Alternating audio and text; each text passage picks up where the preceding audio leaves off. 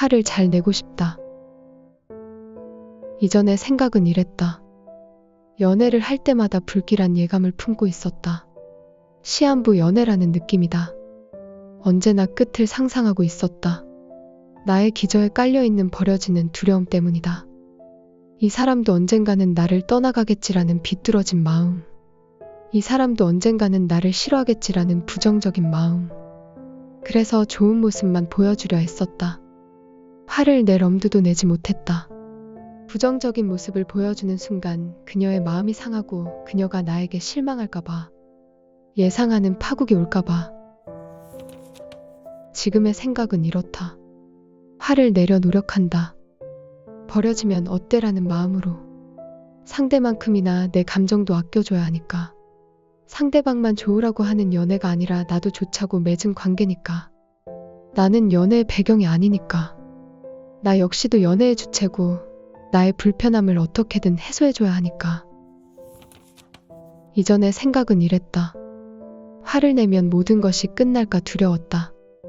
화는 문제를 이성적으로 해결하는 방법이 아니었다. 날것의 감정을 쏟아내어 관계를 끝장내는 방법이었다. 지금의 생각은 이렇다. 관계 개선을 위해 화를 낸다. 관계에서 생기는 마음의 상처를 상대에게 일러줌으로써 더 나은 관계를 만들어간다. 서로가 서로를 더 존중할 수 있도록 화를 낸다. 이전의 생각은 이랬다. 상대가 나를 기분 나쁘게 하는 상황이 종종 있었다. 나는 참았다. 몇 번쯤 참으며 마음속으로 상대를 판단한다. 쟤는 그런 애구나. 역시 어쩔 수 없는 애구나. 그렇게 실망에 실망을 거듭하며 상대를 평가하고 있었다. 그렇게 내 마음속에서 상대를 멋대로 재단하고 있었다. 지금의 생각은 이렇다. 화를 내야 한다. 상대가 이런 행동을 할 때, 저런 말을 할 때 화를 낸다. 그리고 상대가 조금은 바뀌기를 바란다. 어쩔 수 없는 인간이라고 상대를 결론 짓는 것은 나중 할 일이다. 관계를 이어나가는 동안에는 관계가 계속 나아지기를, 더 나은 사람이 되기를, 나도 상대도 서로에게 더 좋은 사람이 되기를 바란다. 생각은 바뀌었어도 여전히 나는 화를 잘 못 낸다. 못 낸다고 하는 것은 두 가지 뜻이 있다. 정말로 화를 내지 못하고 아예 꾹 참고만 있는 나의 모습이 하나. 화를 한번 내게 되면 비이성적으로 마구 터뜨리고서 관계를 거칠게 마감하는 모습이 둘. 조금씩 마음을 드러내려 노력한다. 쉽지는 않다. 몇십 년간 해오던 행동 패턴을 바꾼다는 건 쉬운 일이 아니다. 상대도 불편해한다. 늘 조용하던 녀석이 어느 순간 꼬치꼬치 작은 것들을 가지고 이거 싫다, 저거 싫다라고 하면 상대도 어떻게 대해야 할지 당황하리라. 아주 어렸을 적에 했어야 하는 일이었다. 부모와의 관계 속에서 어떻게 해도 망가지지 않을 것이라는 확신이 있는 관계 안에서 투닥거리며 의사표시를 하며 배웠어야 하는 일이다. 나는 그때 그러지 못한 채로 성장해버렸다. 뒤늦으면 뒤늦은 대로 그것을 이제 다시 한다. 나에겐 꼭 필요한 일이다. 더 잘 화를 내기 위해 노력한다. 언성을 높이고 고함을 지르는 게 화를 잘 내는 것이 아니다. 어떻게 화를 내야지 적절하게 나의 감정을 전달할 수 있을까? 어떻게 화를 내야지 상대방이 나의 감정을 잘 받아들일 수 있을까? 어디에 교본이 있는 것도 아니다. 사람마다 화를 내는 방식은 다를 것이고 나에 맞는 적절한 방법을 찾는 것은 오로지 나의 몫이다. 서툴지만 조금씩 주변인들에게 말을 한다. 화를 낸다. 잘 관계를 이어가기 위해. 나를 위해.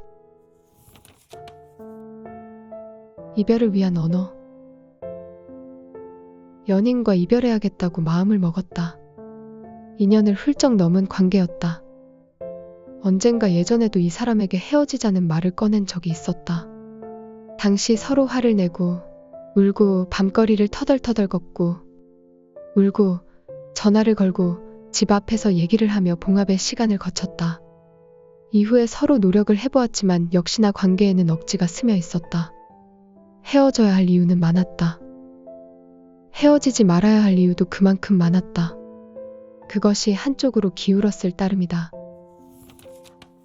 어떻게 헤어지자는 말을 꺼내야 할까? 말을 떠올려 보았다. 서로의 미래를 생각해 봤을 때 헤어지는 게 서로를 위해서 맞을 것 같아요. 처음 떠올린 말은 참으로 어른스러운 말이었다. 달리 말하자면 비겁한 말이었다. 이혼을 맞이한 연예인의 기자회견 마냥 본심을 감추려고 애두르는 말이었다. 그 포장에는 일말의 진심이 담겨 있을지 몰라도 정확한 말은 아니었다. 미래에 대한 불길한 예감은 현재의 불만과 괴로움에서부터 출발했을 텐데 근본적인 마음은 교묘하게 잘라내고 그럴듯한 말로 꾸미고 있었다. 진짜 거짓말을 잘하는 사람들은 사실 90의 거짓, 10을 섞는다고 한다. 90%의 사실로 가리는 진심. 진짜 같은 거짓말. 첫말은 그런 변명에 가까웠다. 제멋대로라서. 나는 안중에도 없어서. 나에게 너무 막대해서. 당신의 태도가 더 이상 마음에 들지 않아서.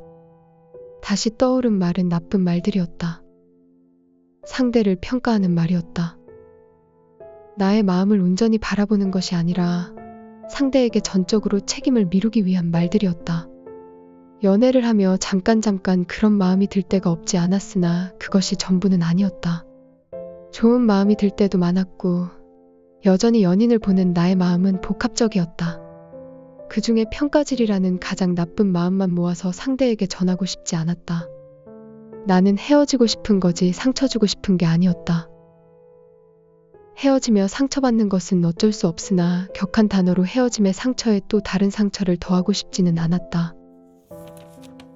헤어짐에 있어 정확하게 말을 하려 노력한다. 완벽할 수 없는 일이다. 연인에 대한 감정은 너무나 다양한 결들이 뒤엉켜 있는데 그것을 어떻게 말로 다 늘어놓을 수 있을까? 특히 헤어지는 시점에는 더 복합적이고 양가적이기 마련이다. 그래서 예전에는 소통을 포기했었다. 늘 도망치듯 헤어졌다. 어느 밤 가로등 아래 멋쩍은 말 몇 마디. 아무렇지 않은 척 마음은 숨기고 옅게 미소 지으며 손을 흔들고 마무리. 그렇게 포기했었다. 이제는 그러고 싶지 않다. 어떤 식으로든 속마음을 풀어보려 노력한다. 그래서 더 정확한 말을 찾는다. 돌연하게 버리거나 버려지는 관계가 아닌 관계의 원만하고 정확한 마무리.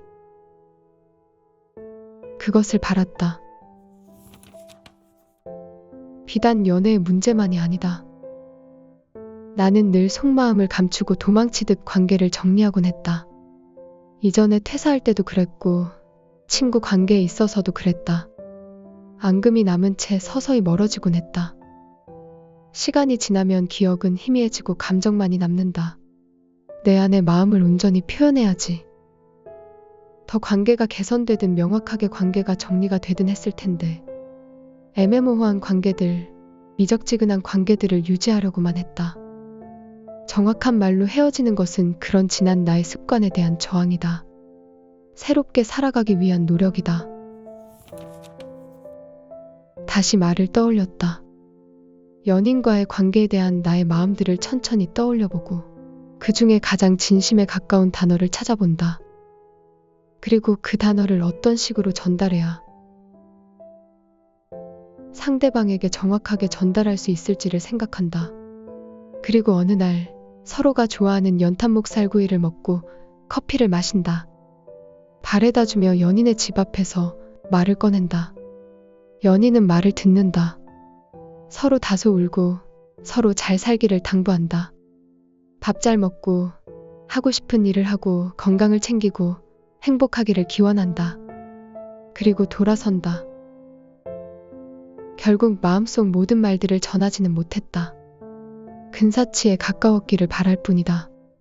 2년 동안 노력했고 나의 한계를 알았다. 그리고 최선을 다해 마무리했다. 여전히 후회가 남지만 세상에 후회 없는 일이 어디 있을까? 다만 만족한다. 함께하며 서로에 대해, 나에 대해 많은 것을 알아갔고 많이 성장했다. 상대도 그러했기를 바랄 뿐이다. 힘내라는 말, 힘내라는 사람. 나의 연인은 자주 괴로워했다. 나는 괴로운 그녀에게 힘내요. 잘 될 거예요. 라고 말하곤 했다.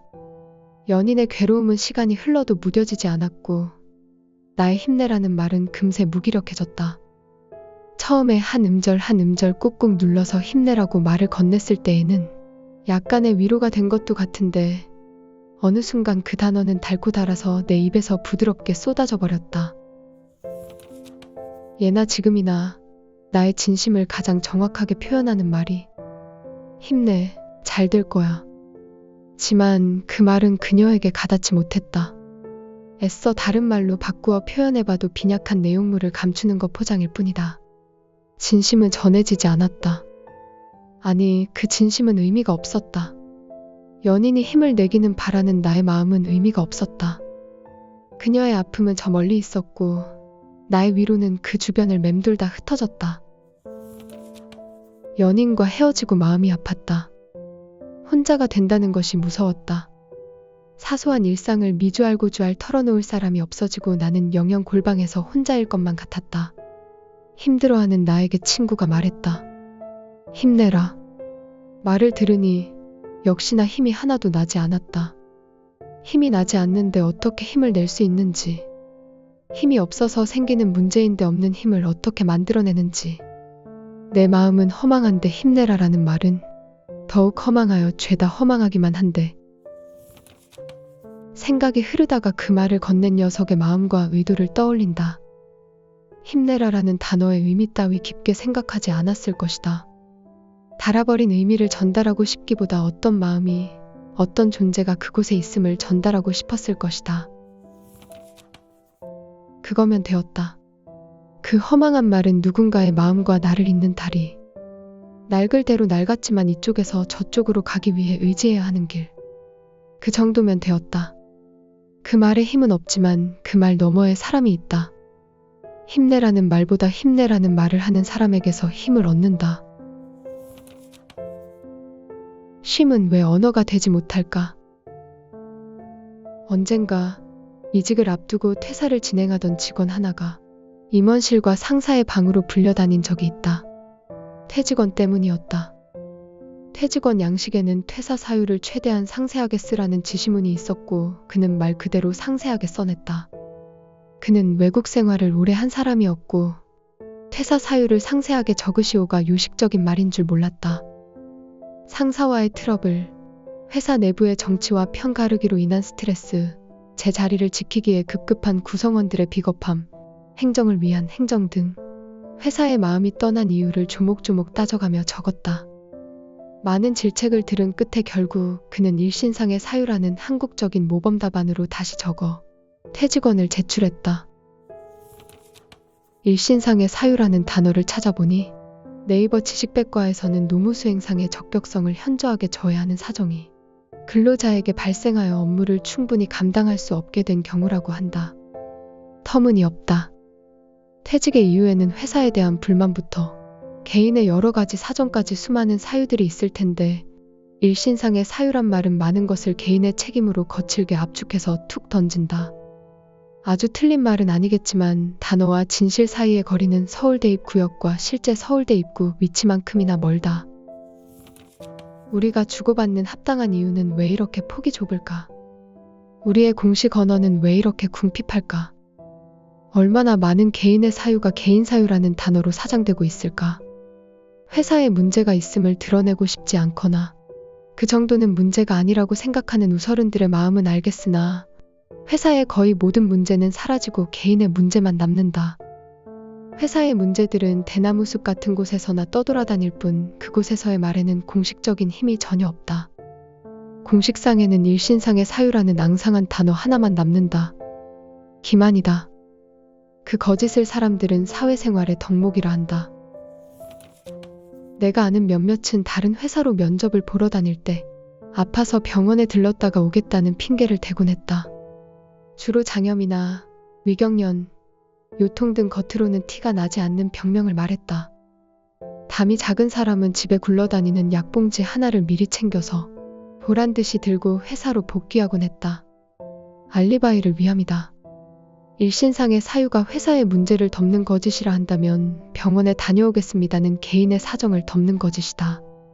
양자 모두 실체적 진실을 덮는다. 상사도 아랫사람이 이직하려 이리저리 운신한다는 것을 어느 정도 눈치채고 있었을 터이다. 과거에 그들도 이러저러한 사유를 대고서 회사를 빠져나왔을 테니까. 이직하고 싶은 마음을 왜 드러내면 안 될까? 우리의 마음은 얼마나 연약하기에 그 작은 진심들을 견디지 못하는 걸까? 두 마음을 품은 채로 오래도록 일을 잘하는 이들을 꽤 많이 보았다. 서로 다 알 거 알면서도 왜 거짓에 의지해야 할까? 권태기의 연인들이 서로의 마음을 감추고서 사랑한다는 말만 주고받는 것처럼 꽤나 많은 상황에서 우리는 거짓을 주고받는다. 왜 마음을 드러내면 안 될까? 왜 진실과 욕망은 감추어야 할까? 좋게 이해해보자면 상호 간의 배려일 것이다. 회사는 별의별 사람들이 다 들어오는 곳이고 그 많은 이들이 감정적으로 동의할 수 있는 언어만 유통하기 위함일 것이다. 그리고 알면서도 속아 넘어가는 것은 말하고 싶지 않은 서로의 부분을 굳이 들추지 않으려 함이리라. 하지만 기만이 쌓일수록 현실은 명징해진다. 공적이고 기호화된 나만 존재하는 세계. 사적인 나는 전혀 존재하지 않는 세계. 이직하고 싶은 마음이나 회사에 대한 불만은 삭제되어 버리는 세계. 회사에서 개인을 지키는 방법은 기만. 회사가 스스로를 지키는 방법도 기만. 나는 쉬는 것이 매우 소중한데 그것은 사회생활에서 합당한 언어가 되지 못한다. 나에게 있어 매일의 쉼은 나의 마음을 풀고 나를 살아가게 하는 아주 중요한 요소이다. 나의 쉼을 존중받고 싶다. 그런데 갑자기 닥친 주말 출근이나 야근 지시에 대해 혼자 쉬고 싶어요는 정당한 사유가 되지 못한다. 쉬고 싶어요라고 얘기한다면 아마 상대는 나를 매우 유아적인 사람으로 생각하리라. 아이를 돌본다거나 아픈 가족 누군가를 챙기는 것은 중요한 일이고 사유가 될 수 있다. 혹은 미리 끊어놓아 환불할 수 없는 비행기 표나 연인과의 약속 역시 약소 하나마 사유가 될 수 있다. 그만큼 중요한 일이라 감히 얘기하기는 어렵지만 나에게 있어서 쉼은 가장 중요한 요소 중 하나다. 나의 쉼이 매우 소중하다고 누군가를 설득할 방법을 잘 모르겠다. 그래서 나 역시 종종 그들의 언어를 사용했다. 공식적으로 통용되는 사유들. 이른바 거짓말을 했다. 하지만 나의 욕망을 추구하는 게 누군가의 배려나 나의 거짓으로 이루어져야만 하는 현실이 심히 아쉽다. 욕망이 권리가 되길 바란다. 내가 원하는 행동을 한다는 것이 가장 중요한 것이었으면 좋겠다. 그 언어들의 힘이 생겼으면 좋겠다. 아마 이런 나의 생각에 대해 회사의 어른들은 그러면 회사 그만두고 네 멋대로 할 회사를 차리든가 라고 답할 것이다. 세상은 완고하고 나는 약하다. 나의 논리도 약하고 나의 언어도 약하다. 세상은 룰을 나에게 이해시키려 하지 않고 다만 강요한다. 나는 매번 투쟁할 만큼 심지가 굳지 못하다. 어른들은 네가 현실을 모르는구나 라고 덧붙일 것이다. 현실을 모르는 바는 아니다. 개인을 존중하지 않는 현실, 거짓으로 개인을 지켜내야 하는 세계, 그것이 아쉬울 따름이다.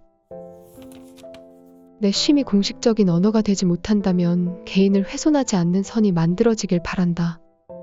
내가 무엇을 하든 침범받지 않을 선. 회사가 나를 침범하지 않을 선. 개인의 사유를 정말 개인의 사유로 존중하는 선. 나는 일할 때만 회사원이고 싶고 그 외의 순간에는 나이고 싶다. 그리고 내가 나이기 위해 거짓을 말해야 하는 이유는 여태까지도 잘 모르겠다. 나는 이렇게 현재를 살아가고 있다. 블라디보스토크에 있는 아르튠 공항에서 차로 4시간쯤 가면 우수리스크란 자그마한 도시가 나오고 우수리스크에서 버스를 타고 한두 시간 더 들어가면 아시노브카가 보인다. 아시노브카는 2008년 당시 500가구 정도가 띄엄띄엄 사는 작은 마을이었다. 버스 정류장 근처가 마을의 중심지였는데 작은 슈퍼마켓이 둘, 잡화점이 하나, 우체국이 하나, 그리고 마을회관이 있었다. 도시인 우수리스크에도 변두리에는 수도시설이 갖춰지지 않아 우물물을 깃는 모습을 종종 볼 수 있었는데 시골 마을인 아시노브카는 당연히 모든 마을 사람들이 우물물을 길어야 했다. 땅을 파서 펌프로 지하수를 퍼올리면 수도를 이용할 수 있지만 비용이 만만치 않았다. 마을 최고 부자의 저택과 내가 살던 숙소만이 지하수 사용 설비를 갖추고 있었다. 수세식 화장실도 온수가 나오는 수도꼭지도 딱 2집만 있었다. 마을 사람들은 뜨거운 물을 많이 사용해야 할 일이 있으면 나의 숙소로 찾아오곤 했다. 나는 한국 NGO가 설치한 자원활동센터에 머물고 있었다. 내가 주로 교류하던 마을 사람들은 대부분 형편이 녹록지 않았다. 우즈베키스탄, 카자흐스탄, 우크라이나 등지에서 이주해온 고려인들이었다. 형편이 약간 나은 사람들은 버스 정류장 인근에, 여의치 않은 사람들은 중심지에서 한참 떨어진 곳에 있는 허름한 집을 보금자리 삼았다. 그들은 다른 가족보다 먼저 러시아 연해주로 건너와서 자리를 잡은 후 중앙아시아의 남은 가족들을 불러 모을 심산이었다. 그들은 40분쯤 걸어 버스 정류장까지 와서 1시간쯤 기다려 버스를 타고 시내로 나가 일자리를 찾아다녔다. 건설 현장 잡부, 중국 시장 상인, 슈퍼마켓 점원 등 닥치는 대로 일을 했다. 조금씩 돈을 모아 텃밭을 일구고 집을 가꾸고 정착을 위한 행정서류 등을 준비했다. 그들은 자신의 집을 소중히 꾸몄다. 시내 철물점에서 붉고 푸른 원색 페인트를 사서 창문틀을 진하게 칠했다. 페인트 비용이 만만치 않아서 한 번에 다 칠하기는 어려웠다. 돈이 생기면 몇 통을 사서 일부만 칠하고 또 돈이 생기면 몇 통을 더 사서 더 칠하고 그렇게 오랜 시간에 걸쳐 집을 꾸몄다. 더 여유가 생기면 소품을 사러 우수리스크 시내에 있는 중국 시장에 쇼핑을 나섰다. 중앙아시아풍의 화려한 원색 카펫이나 호랑이 그림이나 각도에 따라 달리 보이는 입체 풍경 사진 등을 사서 벽에 걸었다. 그리고 그 모든 과정마다 축하의 술을 마셨다. 나는 인테리어에 대한 그들의 관심을 이해할 수가 없었다. 돈을 모아서 수도를 설치하고 화장실부터 수세식으로 바꾸는 게 낫지 않을까? 혹은 시내와 가까운 집을 구하기 위해 돈을 더 모으는 게 낫지 않을까? 달걀부와 기계를 사서 닭을 키우는 등 투자를 먼저 하는 게 낫지 않을까? 그들은 자립을 위해 돈을 모으고는 있었지만 그에 못지않게 인테리어에 돈을 쓰고 있었다. 한국의 경우를 생각해보자면 시골의 허름한 집이나 도시 변두리에 작은 골방살이를 하는 사람들 가운데 인테리어에 신경을 쓰는 사람을 본 적이 없었다. 그곳은 스쳐 지나가는 곳이기 때문이다. 벽에 걸 그림을 사기보다 미래를 위해 한 푼 더 투자하는 게 낫기 때문이다. 10여 년의 시간이 흘렀고 과거에 내가 민망해하리만치 나는 그들처럼 살아가고 있다. 지금의 나는 나의 공간을 흰색으로 채워가고 있다. 이케아에서 흰 책상을 사고 벽에는 흰색 알루미늄 액자를 하나씩 건다. 다음 이사할 때는 채광이 좋으며 몰딩 색이 옅은 집을 찾을 것이고 도배는 무늬 없는 흰색으로 해주십사 주인 집에 간청할 것이다. 흰색 연필깎이를 사고 흰색 북앤드를 사고 흰색 펠리컨 수납함을 산다. 플러스 마이너스 흰색 선풍기를 사고 싶어서 집에 있는 낡은 신일 선풍기가 고장 나기를 기다린다. 녀석은 너무 튼튼하여 도무지 바꿀 명분이 없다. 정말 바라는 인테리어는 회색조의 인더스트리얼 스타일이지만 비용도 그렇고 여건도 그렇고 엄두가 나지 않아 화이트 모던 스타일로 집을 꾸미고 있다. 이렇게 조금씩 10년 정도 더 물건을 사고 집을 꾸미면 어느 정도 통일감이 들지 않을까 짐작한다. 지금의 나에 비추어 그 당시 러시아 사람들의 태도를 생각해본다. 지금을 스쳐 지나가는 순간으로 생각하지 않는 것. 지금을 견뎌야 하는 순간으로 만들지 않는 것. 지금 이 순간 나에게 최선을 다해 좋은 것을 주고 좋은 것을 보여주고 좋은 걸 누리게 하는 것. 지금의 나를 위한 나의 공간을 가꾸는 것. 나는 그렇게 현재를 살아가고 있다. 어찌 될지 모르는 나의 미래가 현재를 착취하지 않도록, 미래에 대한 불안이 현재를 갉아먹지 않도록 나는 지금 나의 공간을 만들어 간다. 처음 자취할 때를 생각한다. 집에는 아무것도 없었다. 당시 나는 와식 생활을 했다. 바닥에는 늘 이불이 깔려 있었고 머리맡에 노트북이나 과자, 휴지, 핸드폰 등이 널브러져 있었다. 처음 책상을 내 돈 주고 샀을 때를 생각한다. 2차원에서 3차원으로 공간이 달라졌다. 책상이 들어오면서 입체적인 수납이 가능해졌다. 윗공간, 아랫공간이라고 하는 3차원적 분할이 생겨났다. 처음 소파를 내 돈 주고 샀을 때를 생각한다. 집에서 별일 없으면 눕는 게 일상이었는데 소파로 인해 나는 앉게 되었다. 누워서 계속 퍼지는 게 아니라 앉아서 무언가를 할 수 있게 되었다. 사소한 행동들이 집에서 이루어지기 시작했다. 흰색 플러스 마이너스 제로 벽시계를 샀을 때를 생각한다. 그 시계는 모든 게 하얗다. 바닥도 하얗고 시침 분침도 하얗고 시간 눈금도 하얗게 양각으로 표현돼 있다. 집에 들어오는 햇볕에 따라 시계의 그림자가 달리 맺힌다. 그렇게 나는 오후 2시의 그림자와 6시의 그림자를 느낀다. 조금씩 일상의 감각이 달라진다. 얼마 전에는 난생 처음 커튼을 돈 주고 샀다. 2년마다 이사를 하는 형편이라 감히 시도를 못하는 품목이었다. 흔들리는 커튼을 보고 창문으로 여리게 스며드는 바람을 깨닫는다. 커튼을 보며 생각한다. 러시아의 그분들은 어떻게 지내시는지, 더 좋은 집, 시내로 이사했을지, 혹은 그때 그 집 그대로 있을지. 하나 확실한 건 그들이 그 당시의 현재를 아낀 것처럼 지금의 현재도 아끼고 있을 것이란 사실이다. 여전히 눈앞의 행복에 충실하게 살아가고 있을 것이다. 그들처럼 살아가는 내가 그렇듯이.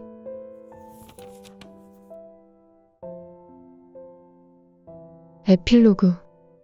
일하기 위해 쉬는 것이 아니라 쉬기 위해 일하는 삶. 이대로 살아도 괜찮은 걸까? 아르바이트로 함께 프로젝트를 진행했던 회사에서 같이 일해보자는 연락을 받고서 그동안 눌러놓은 걱정이 터져나왔다. 처음에는 거절했지만 이런저런 이야기가 오고 가며 현실적인 불안이 커졌다. 갈까 말까. 곧 대출금 만기인데 백수 생활의 여유를 잃고 싶지 않은데 이대로 계속 살 수는 없는데 이전처럼 살기는 싫은데 고민하기만 하고 다른 무언가에 도전해보지도 못했는데 다시 회사에 들어가자니 지금의 여유를 잃고서 예전처럼 공황과 스트레스에 시달릴까 두렵고 이대로 지내자니 궁핍해질 내가 상상되고 어느 쪽을 선택해도 파국만이 그려져 불안은 커졌다. 늘 그렇듯 생각만 많고 생각은 부정적인 방향으로 자라났다. 이대로 살아도 괜찮은 걸까? 생각을 하며 거실 소파에 드러눕듯 앉았다. 믹스커피를 마시며 고양이를 봤다. 고양이는 무릎 위로 올라와서 자리를 잡고서는 가르릉 소리를 낸다. 이대로 사는 게 괜찮은지는 모르겠지만 이대로 고양이를 쓰다듬으며 커피를 마시는 순간은 괜찮은 것 같다. 생각을 다잡았다. 어떤 길이 덜 괴로울까가 아니라 지금 이 순간을 생각한다. 이대로 괜찮다고 느껴지는 순간들. 그 순간순간이 쌓인다면 썩 나쁘지 않은 삶일 것 같고 어느 길에 그 순간이 더 많이 놓여있을지 고민하기 시작했다. 헝클어진 마음을 돌보려 청소를 했다. 쓰레기를 분리수거하고 바닥을 쓸고 닦았다. 가구를 드러내어 고양이 털 뭉치를 쓸어 담았다. 화장실 타일 틈새와 가스레인지 구석에 오래 묵은 때를 벗겼다. 소파에 고양이 털을 돌돌이로 밀어내고 털썩 앉았다. 집을 정돈하고 나자 들끓던 마음이 조금은 차분해진다. 차분해진 마음으로 다시 생각했다. 나는 무엇을 좋아하나? 첫 번째 떠오르는 것은 쉼이다. 나는 쉬는 순간 행복하다. 계속 쉬고 싶다. 오래오래 쉬고 싶다. 지속 가능한 쉼을 위하여 나는 어떻게 해야 할까? 지속 가능한 쉼을 위해 돈을 벌어야 하지만 그 돈을 버는 시간이 온통 고통이기를 바라지는 않는다. 지금 저 회사에 들어가면 나의 쉼을 보장받을 수 있을까? 그리고 그 일을 하는 시간에서 나름 의미를 찾을 수 있을까? 고민한다. 고민했다. 그리고 고민하다 결정했다. 결국 다시 회사를 다니기 시작했다. 역시나 광고일이고 역시나 카피라이팅 업무이다. 지금껏 내가 쌓아온 시간을 생각하면 시간 대비 가장 많은 돈을 벌 수 있는 일이다. 늘 그렇듯 광고일이 녹록지는 않다.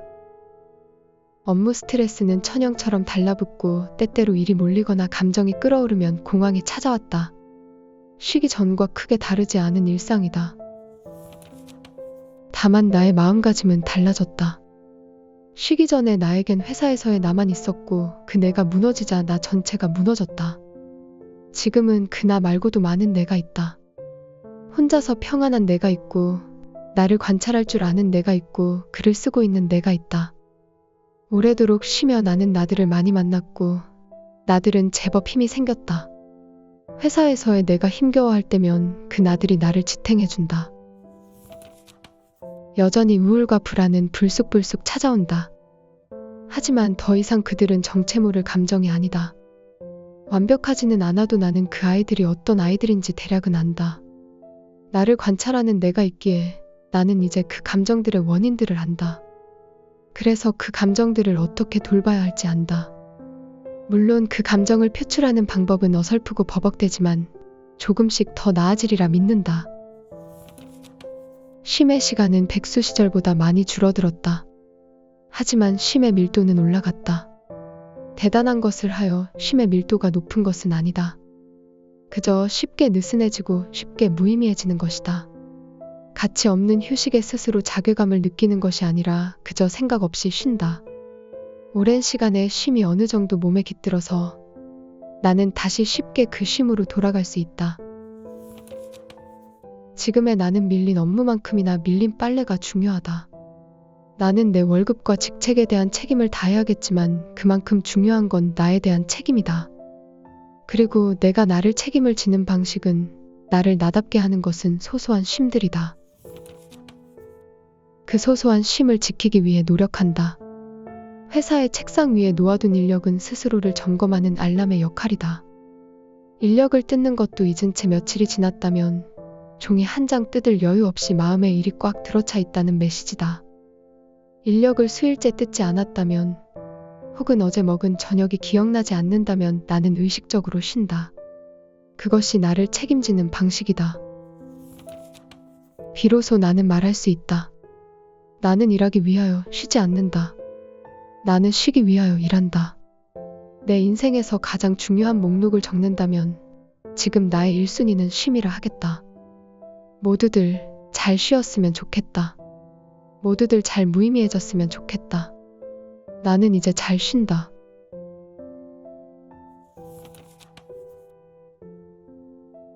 낭독을 마치며 우연히 2019년도에 발간된 이 애쓰다 지친 나를 위해라는 책을 알게 되었습니다. 제목에서 읽는 나에게 또 누군가에게 좋은 메시지가 될 것 같다라는 느낌을 받았습니다. 몇 페이지를 읽는 와중에 그 느낌을 받은 스스로의 감을 칭찬하며 페이지를 계속해서 넘기게 되었습니다. 저자는 자전적 이야기를 통해 자신의 아픔을 고백하는데 마치 독자가 정신과 의사인 양, 성당의 신부님인 양 꽤나 힘들었을 자신의 과거를 속속들이 고백합니다. 자신의 감정을 하나하나 짚어가며 그 감정의 원인을 파악하는 대목은 책에서의 글귀처럼 감정이라는 실험체를 꼼꼼히 해부하는 것 같은 느낌을 받습니다. 그러면서 나의 감정에 대입시켜보면서 공감하고 동감되는 부분이 많이 느껴졌습니다. 그래서 주는 힘은 초반에 강렬하다가 2부 3부로 넘어가면서 다소 잔잔한 느낌을 받게 되는데 아마도 자신의 과거나 최근의 문제들을 고백하는 단락이 책의 서두에 배치되었기 때문일 것이라 생각됩니다. 그만큼 초반의 가족 이야기 부분에서는 나도 모르게 여러 번 코를 훌쩍일 만큼 안타깝고 슬픈 이야기였습니다. 어쩌면 이 책은 자신의 아픔을 치유하기 위해 자신을 조금 더 들여다보기 위해 감정 고백을 통한 불안해소처럼 저자의 자가치료용으로 쓰여진 책일 수도 있을 것 같다라는 생각이 들었습니다. 물론 글쓴이와 비슷한 경험이 많이 있었기에 공감되는 부분들 또한 많았습니다. 내용 말고도 간간히 튀어나오는 몇몇의 문장들은 가슴에 따갑게 박힐 만큼 빼어난 문장들이어서 가히 시적 표현 그 이상처럼 느껴지기도 했습니다. 그래서 그의 이야기에 더욱 빠져들게 된 게 아닌가 하네요. 여러분은 어떠셨나요? 구독과 좋아요를 눌러주시면 더 다양하고 유익한 책으로 여러분들을 찾아뵐게요. 밤에 듣는 책, 밤책입니다.